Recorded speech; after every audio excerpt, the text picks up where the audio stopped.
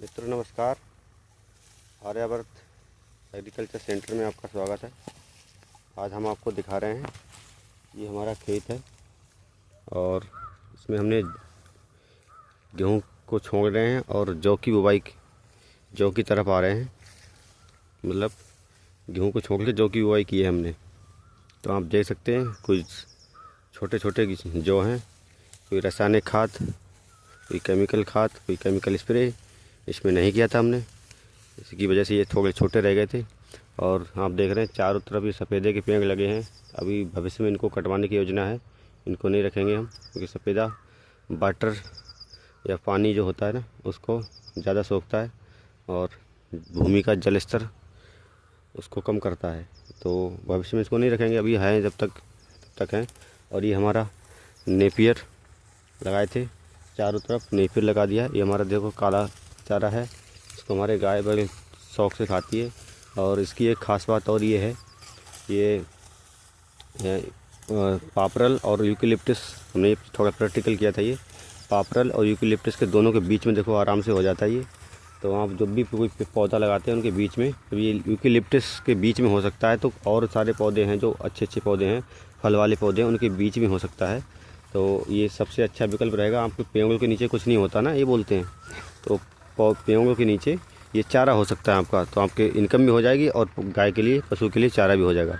तो ये सबसे अच्छा विकल्प था ये आपको दिखाने का, कि आपको इनकम भी हो और पशु का चारा भी हो, तो अलग से खेत नहीं करना पड़ेगा गाय या पशु के चारा के लिए। तो हमारे यहाँ देख तो ये अभी गेहूं की कटाई हो रही है और ट्रैक्टरों से भूसा गेहूं सब लेके जाया जा रहा है, आपको दिखता होगा। और हमारे ये मित्र हैं और ये काट रहे हैं गेहूं। ये गेहूं मिलाकर और उसमें जौ बोए थे हमने, जो गेहूं की संख्या कम है, जौ की संख्या ज़्यादा है, और इसकी कटाई कर रहे हैं। और हमें आपको ये मेन बात ये बताने वाले थे कि पहले जो विज्ञान था खेती कृषि का, वो स्वस्थ रहने का विज्ञान था, कि हम जितना खाते हैं उतना हम खुद उगाएंगे, खुद काटेंगे, खुद उसका प्रोसेसिंग करेंगे, खुद ही उसका पूरा काम करते हैं। तो ये उसके कारण हम स्वस्थ रहते थे। ये देखो हमारे यहाँ बंदर कितने आ गए हैं, कैसे भाग रहे हैं। ये देखो भाग रहे हैं कि कई सारे बंदर हैं और दूसरे बंदर को भगा रहे हैं। देखो ये आप देखते होंगे, ये बंदर भी समस्या के हैं, जो किसान की फसल को नुकसान पहुंचा रहे हैं। वो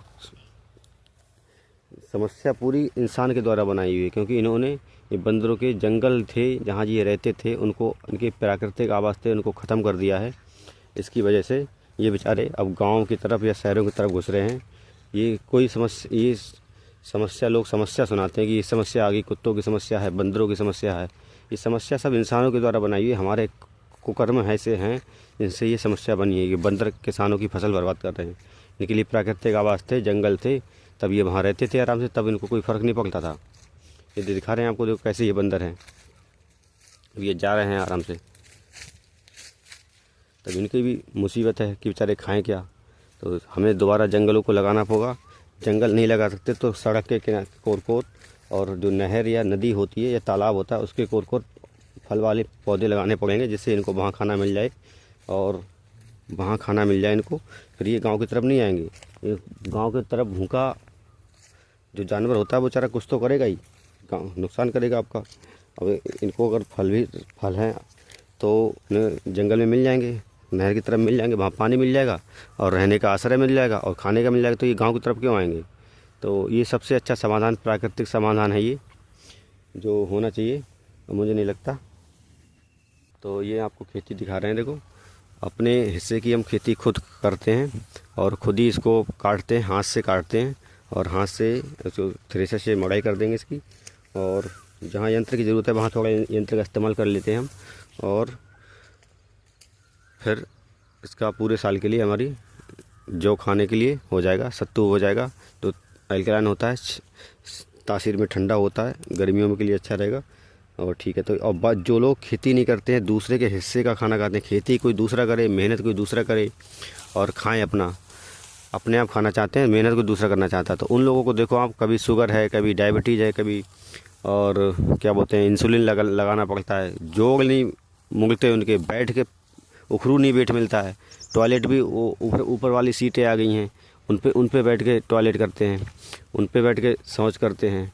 और पेट इतना मोटा हो गया है कि चल नहीं मिलता है, बैठ नहीं मिलता है। हमारे चाचा जी थे वो तो आराम से अच्छे खास, जब गांव में रहते थे तो इतना फिट शरीर था, क्योंकि खुद उगाते थे, खुद खाते थे, उसके कारण पूरा फिट शरीर था, आराम से सारे काम करते थे। जब से ये शहर की हवा लगी है, शहर में जाके वहाँ का खान पान बदला, अब शरीर से इतने भारी हो गए कि उनको बैठ नहीं मिलता, बैठ के काट नहीं मिलता। ये ऐसे बैठ के काट रहे हैं, आप देख सकते हैं ना, तो ये उनके लिए पॉसिबल नहीं है। तो जो सोचो हमने ये अपनी आदतें बिगाड़ के क्या पाया है। तो ये प्रकृति जो पूरी कृषि व्यवस्था थी हमारी, स्वस्थ रहने का विज्ञान थी, इसको समझे। और ये आज ऐसी कोई समस्या नहीं है जिसको खेती या कृषि या किसान कोई दूर नहीं कर सकता है। ऐसा जितनी सारी समस्या हैं किसान ही दूर कर सकता है, और बीमारी मुक्त रह सकता है, स्वस्थ रह सकता है, जिससे स्वस्थ रहकर और सुखी जीवन की जो कल्पना है वो कर सकते हैं। बिना कर्म किए नहीं होगा, लेकिन हमारी आदतें इतनी ख़राब हो गई हैं, कर दी गई हैं, हमारे ब्रेन वॉश करके हमारी आदतें इतनी ख़राब कर दी गई हैं कि हम चाहते ही नहीं हैं कि हम मेहनत करें। मेहनत कोई दूसरा करे, खाएं, हम दूसरे के हिस्से का खाने का लगे हैं बस। जब तक हम दूसरे के हिस्से का खाते रहेंगे तो हम भी परेशान रहेंगे। हम अपने हिस्से का खाएंगे तभी खुश रहेंगे। मित्रों नमस्कार, धन्यवाद। हमारी वीडियो कैसी लगी, हमारी ये जौ का खेत कैसा लगा, और कमेंट करके बताएं, और जैसी भी आपकी प्रक्रिया हो ज़रूर बताएं। धन्यवाद।